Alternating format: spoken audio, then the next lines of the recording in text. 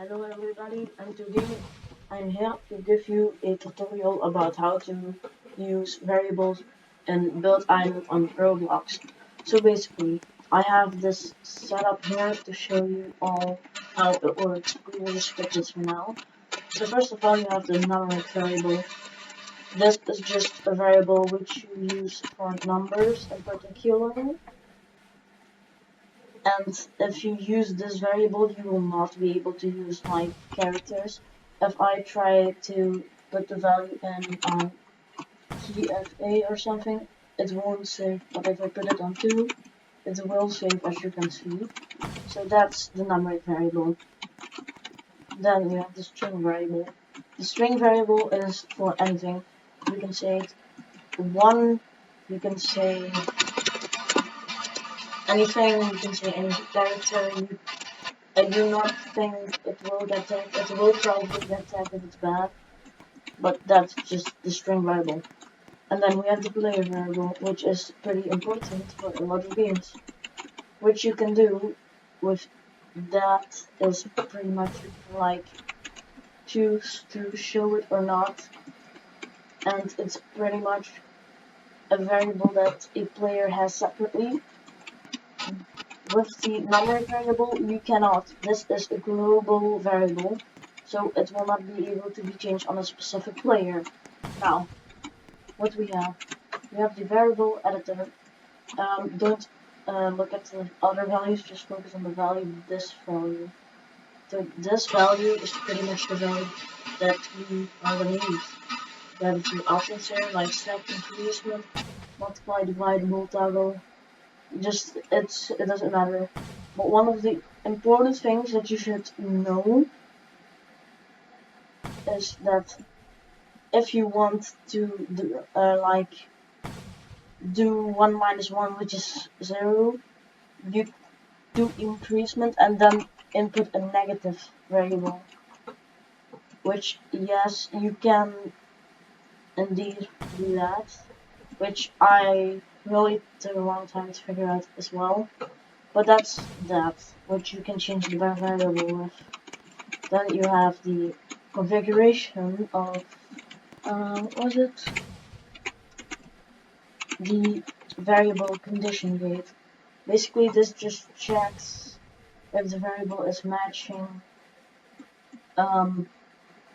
basically what you put input here, the value, or in this case, it would only activate if the value of that is 0. If it's not, we'll say it's 1, then it will just not trigger. Okay, so basically, I'll show you now.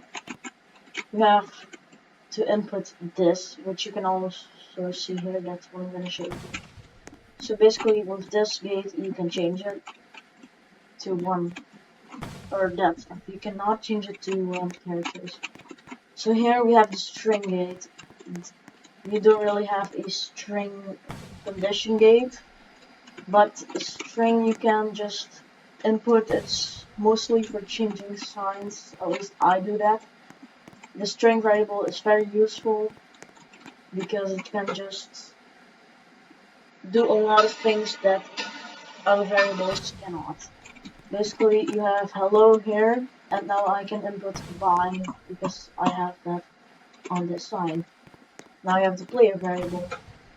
So this variable pretty much says 300 because if you see, currently my variable which I made is 300, this variable. So you have the variable editor, the player variable editor, what you can do with this is pretty much the same as the normal variable editor, but you can use display, and you pretty much have an ID which you use for the player variable condition gate, and basically it just for one particular person. So you have the player variable condition gate. It's also pretty much that, but you don't have to input the name of it. You just basically use the ID which I told you before. Now I also have the top variables. we have the variables of people, and we have these variables. So basically, yeah, that's pretty much this thing. Now, if you want to input these variables on a sign, on something, like let them show, like we do here, with the variables on the sign, you can also do this with GUI, but yeah. So pretty much if we do this, and then we input variable, which we did with this, is pretty much 0 because this is called variable 1. But if we call it, say it's like, look, now there's variable, now we input variable 1, and now it's very good. You really have to watch characters, variable 1.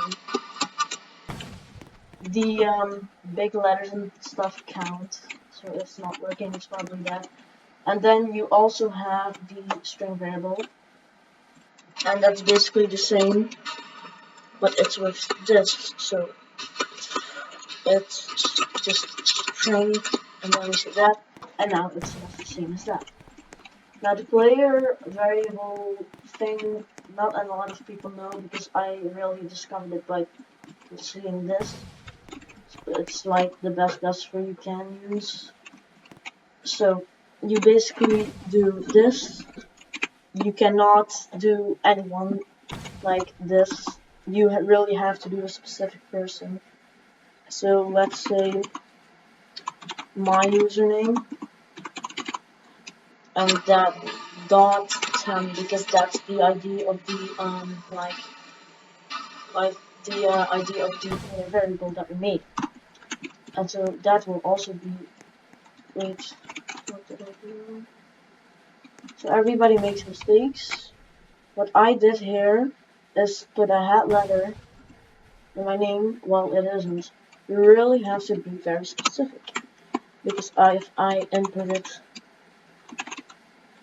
like this, it will look that. So what the hell? Okay, so basically we'll just pick this. Don't look at what I did. Don't worry about that. That's pretty much how it works. So yeah, so that you know. So I hope you find this tutorial useful. If you did, I really wouldn't mind you subscribing to my channel because I am really trying. So yeah, have a good day or night or evening or whatever. Bye.